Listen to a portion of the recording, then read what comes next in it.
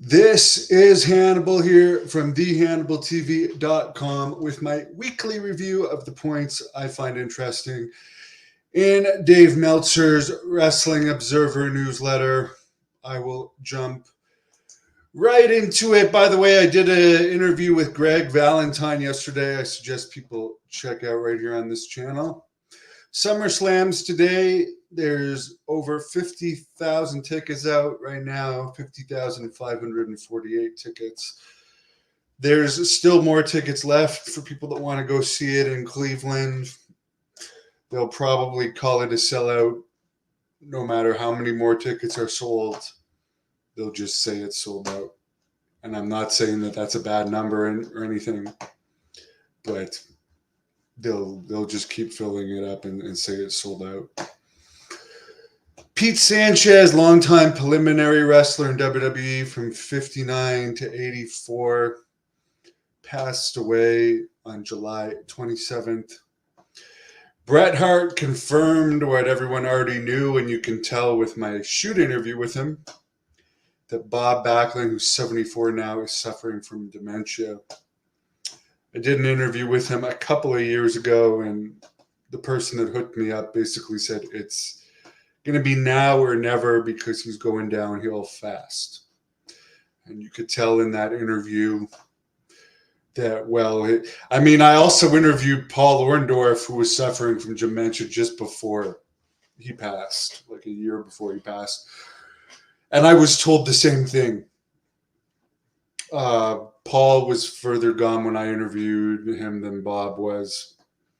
But Bob's memory was definitely going. Abdullah the Butcher, 83, was hospitalized this week. Claimed it was a lot more serious than it appeared to be, because just a couple days later, he not only left Atlanta and went to Charlotte, but he's looking healthy. As healthy as you can at 83, being obese your whole life, and having Hep C at one point with Jacques Rougeau, who also had Hep C at one point. He had told me after I came out that it was from Abdullah. He thought he may have got it from Abdullah too, because he had wrestled Abdullah so much. As far as other news, TNA's Slammiversary did 4,000 buys, which was up 260% from their previous pay-per-view that only did 1,100 buys. So the WWE crossover has definitely helped them. Joe Henry from TNA has a special WWE deal right now where TNA is allowing him to appear on NXT and train in the Performance Center while still being under contract to TNA. I'm sure WWE has a great deal worked out for that. Apparently, the WrestleMania talk with London Mayor Shad Khan last week went well, and obviously they wouldn't be taking so many pictures promoting it unless it's more likely than not going to happen, where the mayor will always be asked, what happened to that WrestleMania stuff that was getting all that publicity? Survivor Series, November 30th in Vancouver, where they've been drawing great crowds for wrestling in recent years. Apparently, according to public records, WWE is getting $5 million to put WrestleMania there next year. And they also paid WWE $300,000 and additional, gave them $30,000 worth of marketing value for SummerSlam there back in 2021, where Brock Lesnar returned. He always goes away and return. Apparently, Triple H said Brock Lesnar will come back whenever he wants to come back. He's up in Canada watching his kids play hockey and enjoy life right now. Meltzer says the reason he's off TV was actually pulled from the Royal Rumble due to the controversy over his slight connection to the Janelle Grant lawsuit. Janelle did make some accusations towards Lesnar, and he was basically pulled. So he is under contract. So it's really not a matter of, oh, he'll come back when he wants to come back. It's when the legal team feels that matters have blown over enough to allow him back. And I'll say it again, Chael Sonnen did a video not too long ago asking why nobody sticks up for Brock Lesnar, because he's like one of the highest paid people in the company. Last I checked was like 12 million. And he's paid right now he's still under contract. Otherwise, I'm sure AEW would be trying to get him. He's just paid to be at home doing whatever he wants to do. So why would people stick up for him? He's doing better than 99.99999% of people in this world. And really, the only connection to the Janelle Grant thing is supposedly he asked her to send a picture of herself peeing, and they'd been in contact together. She was supposed to see him, but he canceled it. So, I mean, the allegations of someone flirting with you via text, and if you're into it, asking for a picture of them peeing. Is that really the end of the world?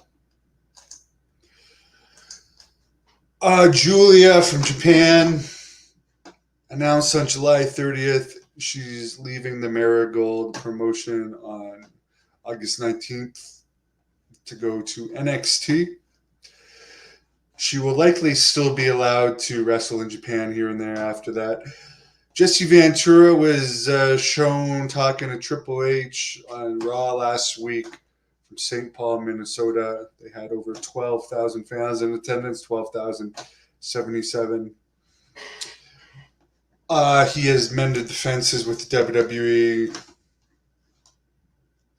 I don't know if they'll actually use him for commentary. He is long-winded these days. I do watch a lot of his interviews. I don't know if he'd be as sharp as he used to be on commentary, or if he's as familiar. Like, obviously, he's not really watching the product. So I don't know if one of the reasons he was so good at it before was because he had been in the wrestling business and he was friends with most of the people he was commentating about. I don't know if he'd be as good as he was in the past, but it'd still be interesting to see. Steve Austin teased that he'd be at next year's WrestleMania, saying that it's taking place in Nevada, and he lives in Nevada, and he doesn't like to leave Nevada. So it's possible. He was offered a part in the Cody Rhodes versus Roman Reigns match that had people like The Rock and The Undertaker running into this year, along with Cena. Apparently, Austin was offered the part of The Rock bottom, but Cena ended up giving The Rock bottom, and that would have been the Austin giving The Rock the stunner. But Austin, they couldn't offer Austin enough money to do that, apparently, so he didn't do it this year. MVP, who appeared in Bloodsport recently, official last day with the WWE is August 2nd. The rumor is MVP, Shelton Benjamin, and Lashley are all going to show up in AEW soon. Beth Phoenix contract has also expired. She, of course, is Edge's wife, so she could also appear in AEW. Jacob Henry, the 18-year-old son of Mark Henry, is signed with WWE. NXT is going to be sending talent regularly to Booker T's Reality of Wrestling. I mean, that's a good deal for them. They don't have to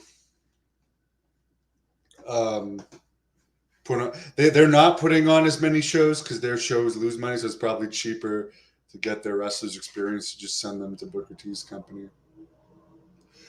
John Cena is going to be on the season premiere episode of The Simpsons this fall. Bret Hart they did have a Bret Hart character on The Simpsons for an episode. It didn't sound anything like Bret Hart, though. I'd still like to know if that was actually Bret Hart's voice. They all act like it was, but to me, it sounded nothing like Bret Hart. They definitely had his cartoon on The Simpsons, though. AEW, that have been having attendance issues lately, did a show in Greensville, South Carolina this week. Dynamite drew less than 3,000 fans, including comps. Keep in mind they had over 16,000 people the last time they were in Greenville for Sting's retirement. Obviously, they're not going to get that kind of a crowd for a random Dynamite, but that's still quite a drop from over 16,000 to 2,000 something. Tony Khan and Shane McMahon met July 31st in Arlington, Texas. WWE has not wanted to bring Shane McMahon back. He's been trying to get back with WWE apparently, but they've had no interest in him. Could be a mutual beneficial thing to have Shane in AEW. Jim Ross has talked about it being a very positive thing if that were to happen. I don't see any negatives about it. AEW presented 9 hours of wrestling last week, including the Ring of Honor content. That's a hell of a lot. I watched maybe 2 minutes of their content last week on YouTube. Nothing really interested me. AEW has 5 months left on their media rights deal with Warner Brothers Discovery. Tony Khan has denied that any new deals have been agreed to yet. Mercedes Moné went public this week. She has divorced her husband, who she had been married with for a while. Her husband was a former WWE seamstress. Sammy Guevara, who's been paid to do nothing for months, returned to AEW on Ring of Honor, which is pretty much the same thing, July 28th. His suspension for breaking Jeff Hardy's nose with a botch move has been over for months. They just haven't brought him back on TV. By the way, the Hardy Boys met with WWE officials yesterday about returning to the company. It's safe to say AEW did not use them very well. They had a very forgettable tenure in AEW. Beyond the most memorable thing I have of the Hardys in AEW was Jeff Hardy's return. The first night they returned. That was one of the good things I saw in AEW. But beyond that, they did pretty much nothing of relevancy. Britt Baker was suspended for either 1 or 2 weeks by the AEW's infamous disciplinary committee for apparently talking badly about MJF, which Alicia Atut, who's MJF's girlfriend, that obviously she's now working for AEW, apparently ratted out to MJF that she was talking bad behind his back, which led to him becoming upset and punching a wall. There was an investigation into it, and the result of the explanation was getting her suspended. Of course, MJF, reportedly making $5 million a year, has enough pull to get his girlfriend hired. If you talk badly about him, you're probably going to get in some type of shit. But it does sound like a very high schoolish environment backstage there. I don't know. I haven't watched enough of AEW to know if they've actually started using Alicia on TV or not yet. But she's been under contract for a while. Of course, she has commentated for Great North Wrestling in the past. Very talented. Sky Blue underwent surgery for a broken ankle she suffered on Collision. July 30th, Trent Beretta underwent neck surgery. Bret Hart said Tony Khan has never contacted him about being in the Owen Hart Cup. And he also said it doesn't hurt to ask. Bill Goldberg said in a recent interview, Tony Khan reminds him of Dixie Carter. Paul White, who has done virtually nothing at AEW in the many years he's been under contract, is now being used as an authority figure on Ring of Honor shows. Again, Ring of Honor is only on their streaming service. Why they wouldn't use him on Dynamite that actually has good TV exposure is beyond me. It seems like he's been a waste of money overall for the amount they've used him. MJF defended the AEW title in CMLL yesterday. In MMA news, the UFC 306 at the Sphere in Las Vegas, the minimum ticket price is $2,700. The previous record for highest gate was 17.7 million for the first UFC Madison Square Garden show, where ticket prices were just under $1,000 a ticket. So tickets are almost triple for this. The concussions law or the UFC lawsuit, I'm not exactly sure the details of it. I don't know if it's concussions or what. But the judge refused the $335 million settlement offer and is forcing it to go to court. UFC is earning between $1.3 and $1.4 billion a year right now. They're just a monster. They're actually they're doing a $25 million upgrade on the Apex in Las Vegas to expand the seating from 600 to 1,000 people. More restrooms and concessions area since they're doing so many shows from there now. Outside of UFC, the latest pay-per-view numbers for the late Nate Diaz versus George Masvidal boxing match, where Diaz apparently only got paid $1 million of the $10 million he was promised, was only 9,500 pay-per-view buys. It did have a good live crowd. The Jake Paul versus Mike Perry pay-per-view boxing only has 7,500 pay-per-view buys at this point. And again, why buy anything on pay-per-view now? Because seconds later, you can watch it on YouTube. Hello, Alfred. Glad you enjoyed the Greg Valentine interview. Hello, David. Brian L. Benson, Cody Rhodes' title reign is longer than Dusty's 3 NWA title reigns. Is Cody drawing money? Well, they're not doing any they're doing 2 house shows in August. And they've hardly announced any for the fall. So you don't have to actually draw anymore to be a champion. People just go to WWE for the name. Does anyone actually think Cody has a chance in hell of losing the title today at SummerSlam? No. So to me, that makes the match not interesting at all. The most interesting match of SummerSlam is CM Punk against the Scottish guy, his name is Drew McIntyre, which I would predict Punk will win. But you don't really know. There is some question on who would win that, so that makes it more interesting. WWE should use some of that money to give Dominic Mysterio acting lessons. Yeah, he's over. I'm not going to take away from him. He's over. Oh, good God.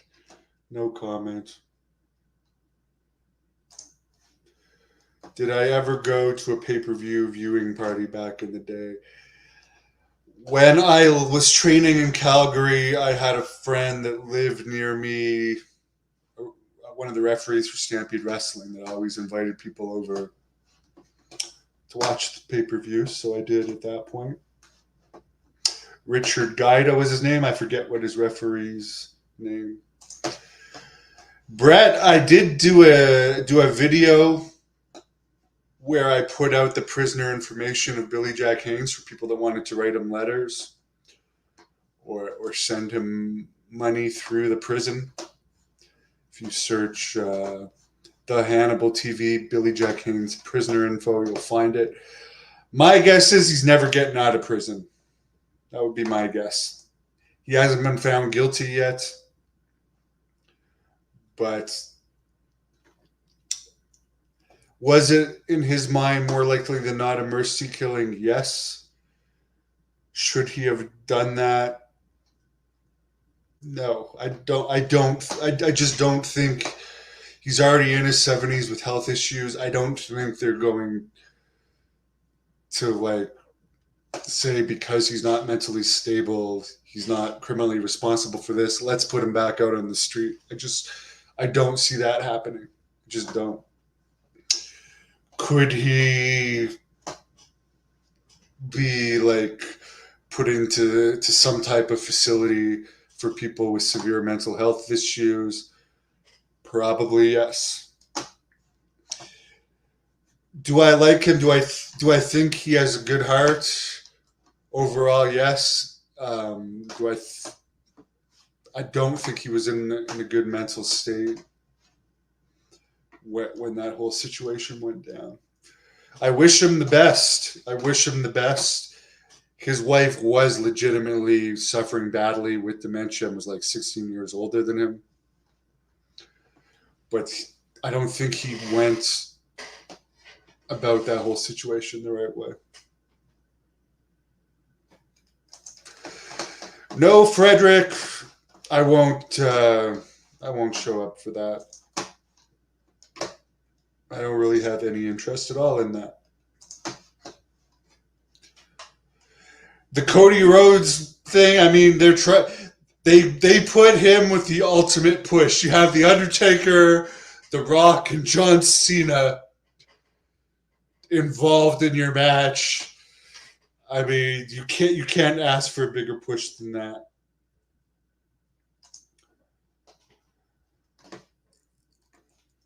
WWE doesn't want Shane apparently because, I mean, they already have enough connection to Vince McMahon through Triple H, and Vince McMahon has a stigma towards him. Plus, apparently, there's like heat with him and Triple H and Stephanie because Shane wanted more of a power position in WWE than he ultimately got. They ended up releasing him, but apparently it became public as a resignation. But the truth was he was kind of forced to resign for some reason. And then Triple H and Stephanie ended up getting all the power. Hello from Vegas, Dawn, the home of Greg Valentine. Gunther and Damian Priest, how could anyone care about that match when Gunther lost to Sami Zayn? I mean, and that, does anyone really care about that world? I don't even. This is a title that they created just so both TV shows could have a world title. But the title that Cody Rhodes has is really the only over world title. Is Damian Priest over to the extent of a real world champion? Let's look at the top. I don't mean to ramble here, but let's look at the top over wrestlers in WWE. The Rock, number one. Brock Lesnar. Actually, John Cena I'd put above Lesnar. Lesnar would be number 3. Then Roman Reigns, who could very well appear at SummerSlam tonight. Then Cody Rhodes. Randy Orton is fairly up there. I'm not that familiar with the bloodline, but I would say Solo is even more over than Damian Priest. Damian Priest, I don't think anyone would argue he's not in the top 6 of most over wrestlers. So I wouldn't consider that a real world champion at all. Liv Morgan is more over than Gunther and Damian Priest. I agree on that. Hello, Doug Masters. Victor Murphy, thanks for the tip. Am I watching any of the Olympics? Only when it's been on in the gym, where I'm going to be heading to right after this.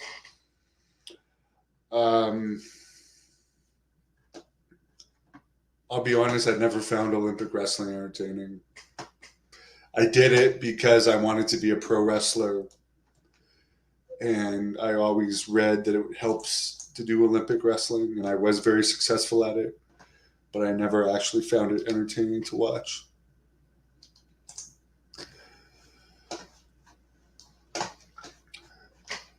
Well, the thing I did like about Morgan, I mean, I found it funny when she licked him. I mean, Liv Morgan licking Dominic Mysterio. I mean, I watched that clip. It made me click on it. I'd rather watch that than anything Sami Zayn does.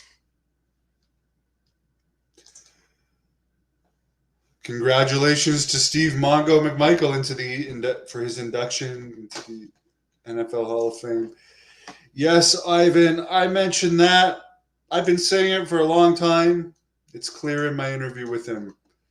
Every time I met him, he always seems very much like his Mr. Backlund character. Like, he always seems like he's on edge of like snapping if you piss him off or say something that'll offend him. But he's a nice guy overall. He'll always talk to you. He may ask you a favor before to sign an autograph or something. But the Olympics is weird this year. I don't know what's going on with. There's all kinds of weird things about people with different types of hormones in them and stuff that I don't know enough, and I'm no scientist. I don't even want to comment on anymore. All I can say about the Olympics is I don't give a damn about them. And I don't mean that to be offensive. I just don't find them. I don't have any desire to watch fencing. The beach volleyball is nice to see the girls in the bikinis. If wrestling or judo is on when I'm at the gym, or diving or something that like is a little bit visually interesting, I'll watch it, but I'm not going to go out of my way to watch anything.